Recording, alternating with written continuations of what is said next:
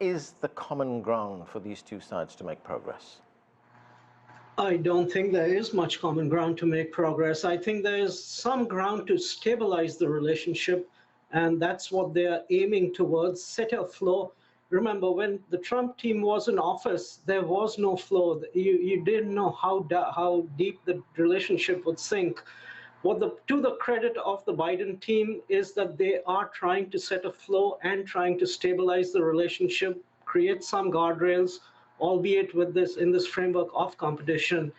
And what they are essentially trying to do, as they say, is shape the environment around China, and to shape that environment around China from a geopolitical and a geoeconomic perspective, they're going ahead with their China minus strategy, be it in IPEF, the Indo-Pacific Economic Framework, or the Quad, where China could easily take up many of these responsibilities, but is deliberately kept out. The one point I would say about Mr. Blinken's speech, yes, it was courteous, it was respectful, and it was stabilizing, but he conflicts and makes one huge mistake.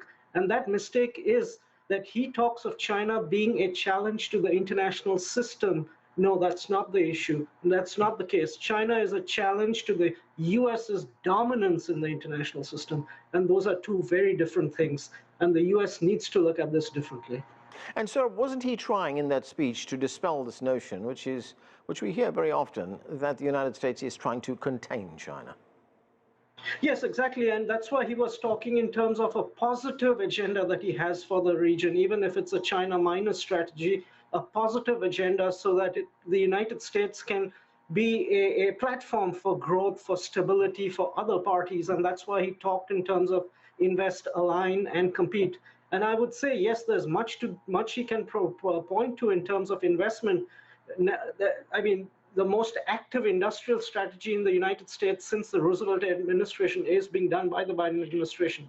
In terms of alignment, yes, he's shown we want to engage with our regional partners at a minilateral level at least.